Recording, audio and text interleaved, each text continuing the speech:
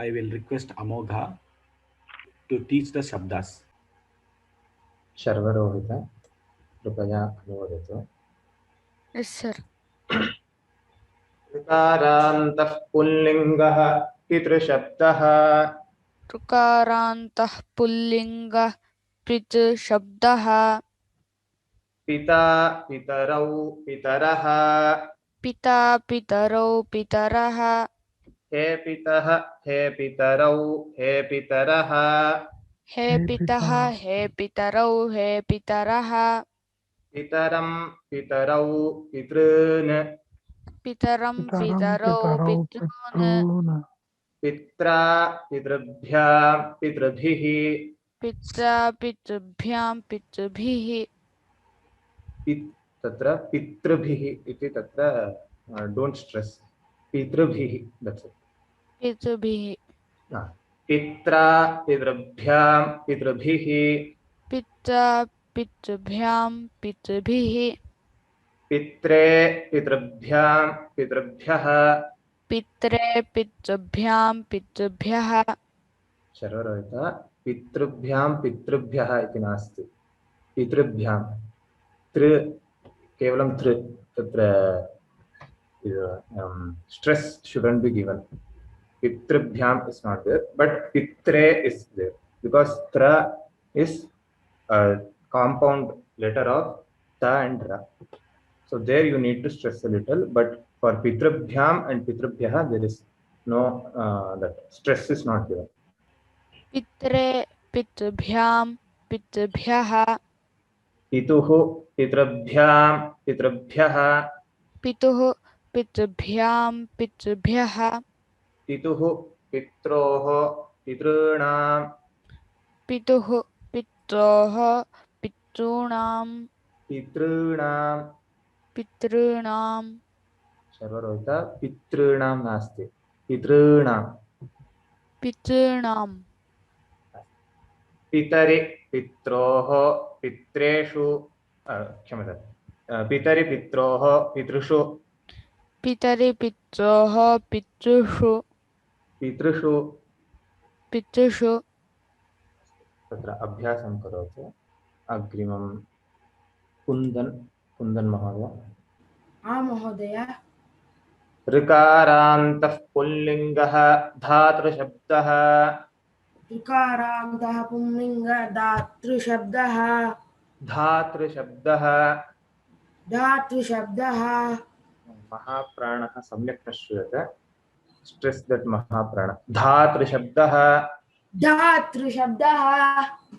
धाता धातारौ धातारः। दाता दातारौ दातारः।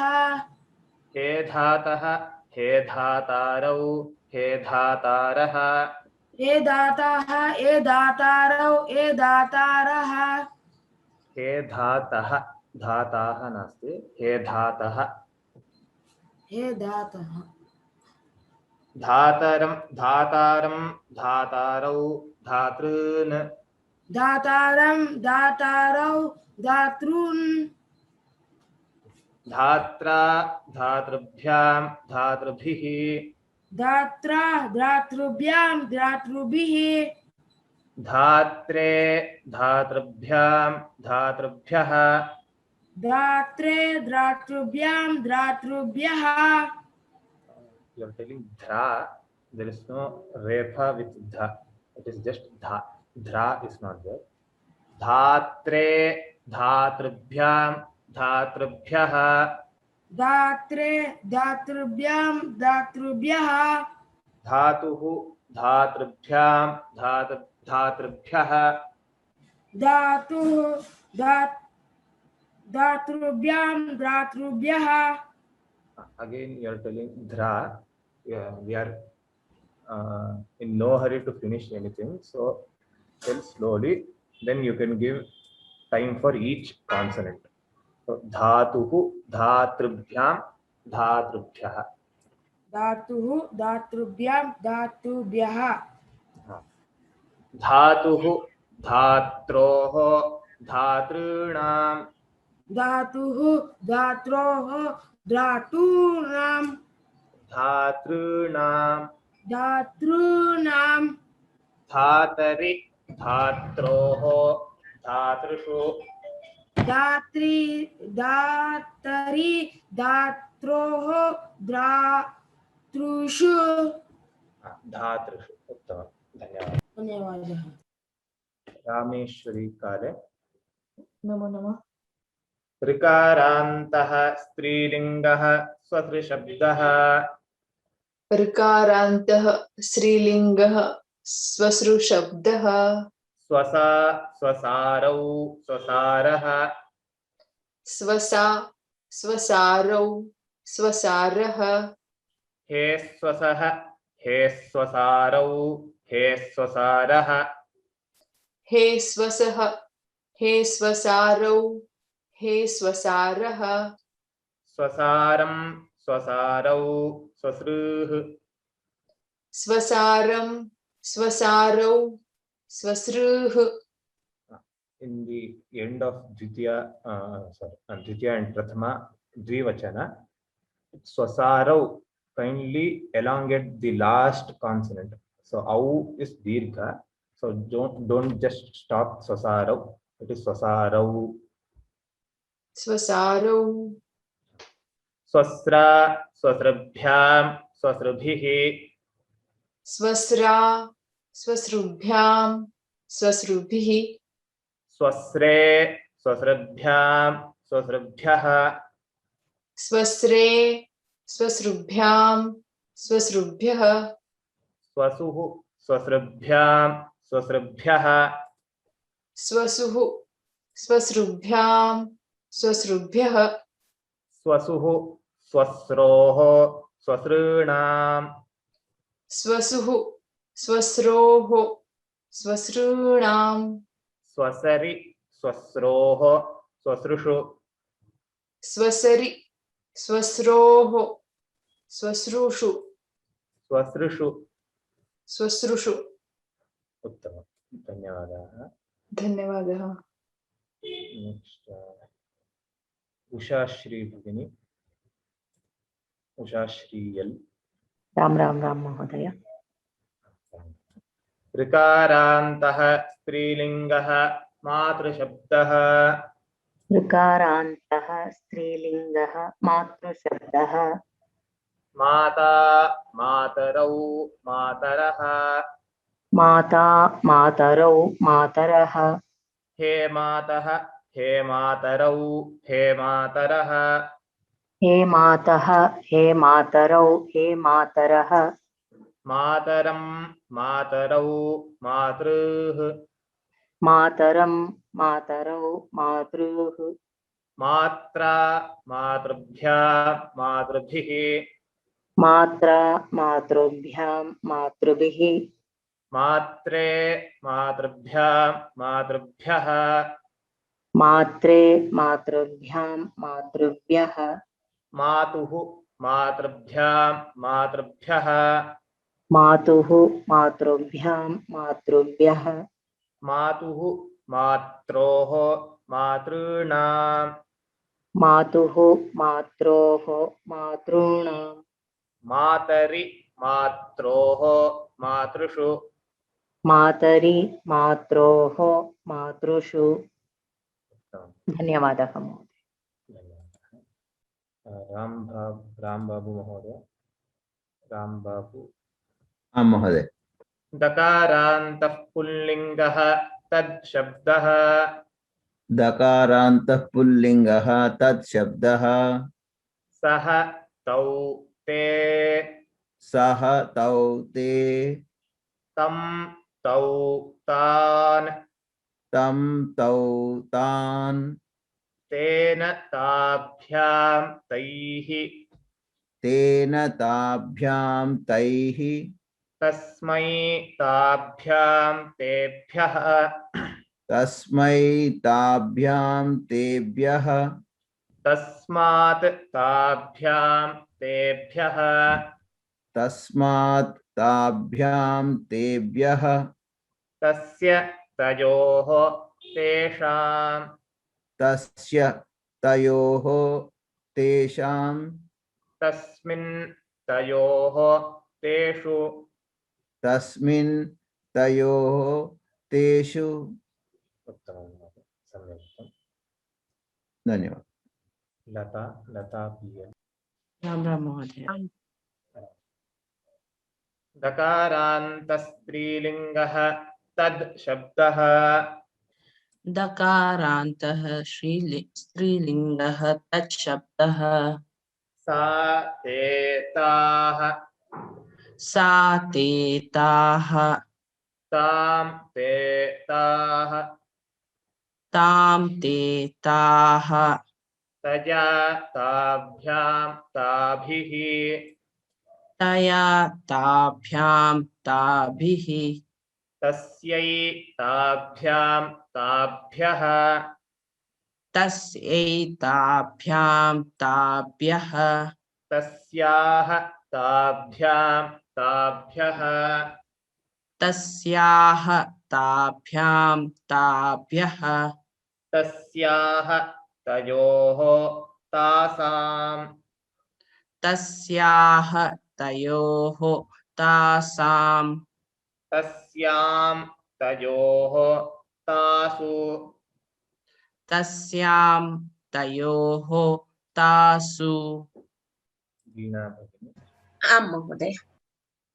दकारान्तः नपुंसकलिङ्गः तद् शब्दः दकारान्तः नपुंसकलिङ्गः तद् शब्दः तत् ते तानि तत् ते तानि तत् ते तानि तत् ते तानि तानि तानि तेन ताभ्यां तैः तेन ताभ्यां तैः तस्मै ताभ्यां तेभ्यः तस्मै ताभ्यां तेभ्यः तस्मात् ताभ्यां तेभ्यः तस्मात् ताभ्यां तेभ्यः तस्य तयोः तेषां तस्य तयोः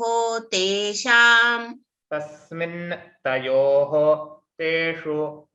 तस्मिन् तयोः तेषु। धन्यवादाः। Now we will discuss some points related to the noun forms. Prathamam akarantaha pullingaha Rama shabdaha. We know Rama is the Pratipadika. Akarantaha pullingaha indicates that Rama is in Akaranta and it's a Pullinga Shabda. This particular sentence, Akarantaha Pullingaha Rama Shabdaha, we have to tell this sentence and then only start the Shabda. This is called the heading of the Shabda. Shirshika Bhagaha. Shabdasya Shirshika Bhagaha. By the side of it or below that, there is a meaning in the Shabda Manjari which we have to understand. Now regarding Rama Shabda, we have understood the meaning of Rama Shabda in the previous class. So Prathama Vibhakti is subject, Sambodhana Prathama is addressing, Dvitiya is object, Tritiya is by with, Chaturthi is for to, Panchami is from then, Shashti is of, Saptami is in. Now this is with respect to the meanings. Now with respect to the forms, we have to understand few things. Now if you note the Shabda, the forms of these Shabdas, there are some unique characteristics in these Shabdas, in all these Shabdas. Now that we have learnt about 10 Shabdas, can somebody identify the unique characteristics of these Shabdas? So let me ask MC Sriram Mahodaya, can you help identify some of the unique characteristics of these Shabdas for Rama Shabda? Unique in the sense, now Prathama Vibhakti Ramau, Dvitiya Vibhakti Ramau. So Prathama Vibhakti Dvivachana and Dvitiya Vibhakti Dvivachana is same in Akaranta Pullinga. This is an observation. Yeah. This is an observation made by you. Like that, you have to make observations. Okay. The third, fourth, and fifth Dvitiya Vachanam, Dvitiya Vachanam forms are the same. Dvivachanam forms are the same, and so are the third, Chaturthi and Panchami Bahuvachana, Very good. And then the Shashti and Saptami Dvivachanam. Uttamam. So very good observations made by Sriram Mahodaya. So I hope all of you noted those observations. One more observation which you can remember is, this is for remembering, Akaranta Pullinga Shabda will not have Visarga in Sambodhana Prathama Vibhakti. Hey Rama. The Visarga vanishes. That we can remember. Now, like this, we have to make observations for each Shabda. Amogha, next Shabda. Now, Rama Shabda. Now, who volunteer? Let me ask somebody. Hastam eva na drishyate. Mahodaya, can I? Who is that? Lata Mahodaya. Eka nimisham. Kushal Jain. Rama Shabda. Akarantah Strilingam. Okay. Generally, Akaranta Striling Shabda. Sambodhana Prathama Vibhakti is in Ekavachana and Dvivachana. It is He Rame. Rame. So you see, Rame form is there in 4 places. Prathama Dvivachanam, Sambodhana Prathama Ekavachanam, Sambodhana Prathama Dvivachanam, and Dvitiya Dvivachanam. Rame. 4 places Rame is there. 3 places Ramaha is there. So Prathama Ekvachan, I was talking about that Akaranta generally Strilingam. Yes. No Visarga. No Visarga. So no Visarga. Just like for Rama Shabda you had Visarga. Here the Pratipadika itself is the Swarupa is the same. The Swarupa of the Shabda is the same. So Visarga Nasti. This we have to understand. Like this we have to observe the Shabdas. Very good. And Saptami Vibhakti is Ramayam. There is one more observation, Mahodaya, which you have, which was not there in Rama Shabda, but which is there in this Shabda. Can you tell that? Saptami Vibhakti Bahuvachanam. Saptami Vibhakti is Su. There it was Shu. Here it is Su. Very good. That is another good observation. Yeah. Now in Panchami and Shashti, you see, Panchami and Shashti is Samana Rupa. Ramayaha. Whereas in Rama Shabda, Ramat Ramasya, they are not Samana Rupa. Bennam. Okay. Dhanyavada Mahodaya. Now Ravi Shankar Ranganath Mahodaya. Now your task is, you have to observe Rama Shabda and Phala Shabda and tell the difference or similarities, whatever you can tell. Rama Shabda Phalam Phale Phalani in Prathama and Dvitiya are the same forms. Very good. First observation. In Napumsakalinga, so this is a general, very good observation. In all Napumsakalinga Shabdas, Prathama Vibhakti and Dvitiya Vibhakti will be same. This is a very good, very important observation. Continue, Mahodaya. And in Tritiya Vibhakti, it's Ramena, and here it is Phalena. That is Natva and Natva. So when Tritiya Vibhakti I will teach you why Natva comes. So next class I will teach you. But there is a difference. You have observed the difference, right? Yes. Balance. And Shashti Vibhakti also, Natva is there in Bahuvachana. In Prathama Vibhakti, Ramasya Ramayoho Ramana, here it is Phalasya Phalayoho Phalanam. And Saptami is the same. Rameshu Phaleshu. Rame. Alam Mahodaya. Correct. One important observation. See, Akaranta, what is the form of Akaranta Napumsakalinga Phala and Akaranta Pullinga Rama? How many forms are differing? So from Tritiya Vibhakti, almost all are the same. Same, yes. Except the Natva thing. Natva thing, all are same. All are same. So except Natva, that depends on the type of word. Natva is not related to the Pratyaya. It is related to the type of word, whether it has Repa, sound or something, which I will explain tomorrow. But otherwise, Tritiya to Saptami, Napumsakalinga Akaranta Shabda is same as Pullinga. Akaranta Pullinga, which means if you by heart Rama Shabda, then Phala Shabda automatically comes. Only two vibhaktis you have to know. First two vibhaktis. And in that first two vibhaktis also first two vibhaktis are same. Dhanyavada. Dhanyavadaha. Amoga Agrima Shabdam Prati Gacchatu. Now Hari and Guru. Who want to tell some observations? Soumya H. Do you want to tell some observations? Sir, in Hari and Guru Shabda, in Prathama Vibhakti Bahuvachana, Harayaha comes. Here, Guravaha comes. Panchami Shashti is same, first thing. See, in Rama Shabda, these are Pullinga Shabdas. In Rama Shabda, Panchami and Shashti was not same. Yes, Ramat and Ramasya. But here, Harehe, Panchami Shashti same. Panchami Shashti same. And Tritiya, Chaturthi, Panchami same. Chaturthi Bahuvachanam, Panchami Bahuvachanam same. Shashti Dvivachanam, Saptami Dvivachanam same. That is common for all Shabdas. So no special thing. But the Sambodhana, you see Ikara. Hari is Ikara. Now Ikara will become Yekara. In which Sandhi? Here Okara. Hikara becomes Yekara in Guna Sandhi. So the Guna has occurred here. Guna Sandhi has occurred. Because of the Pratyaya. Now you see Ukara has become Okara here. Guru. So Guna has occurred. That's why Okara. So we can guess, but to understand deeply, we have to understand the Paninian grammar. But to remember, Hey Guru cannot become Hey Gure. So in both the places, Guna has occurred in Sambodhana. Ekavachana. Ekavachana, yeah. That's what we can analyze. Like this, you have to analyze the Shabda. Then if you analyze the Shabda, your memorizations becomes easier. Next page. Amogha. Matihi. Now, Dhanyavada Soumya Bhagini.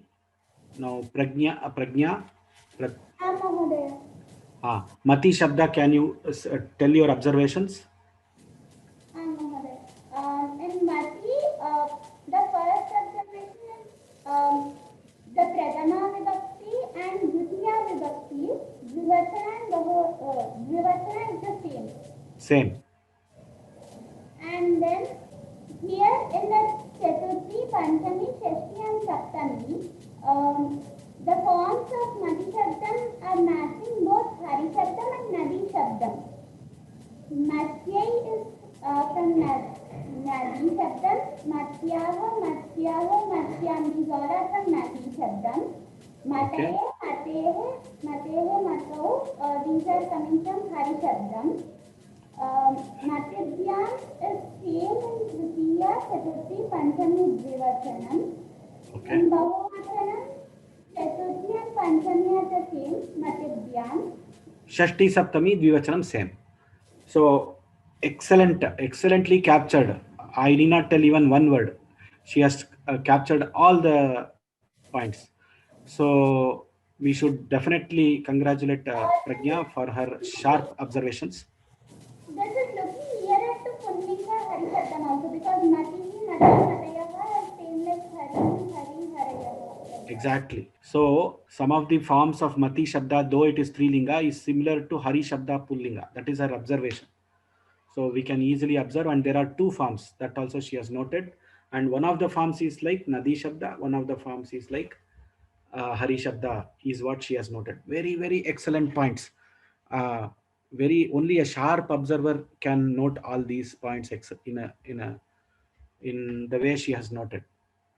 Dhanyavadaha. God bless you, Prajna Bhagini. Dhanyavadaha Mahodaya. So Nadi Shabda. Anybody wants to note anything on Nadi Shabda? Annapurna. Sambodhana Prathama. Ekavachanam Hrasva Ikaranta. Hrasva Ikaranta. Very, very good. Very, very important point. Ikaranta Strilinga Nadi Shabda. Ikaranta and Sambodhana Prathama is Hrasva Ikaranta. Excellent point. Dhanyavada. Other points are similar. Panchami, Shashti, same, all these things, all of you know. This is all similar. The most important. Okay. Amogha, next shabda. Ha. Now, who wants to do this? Bhavya Bhatt. Asti va? Bhavya Bhatt. Nasti iti manu. Swaminathan.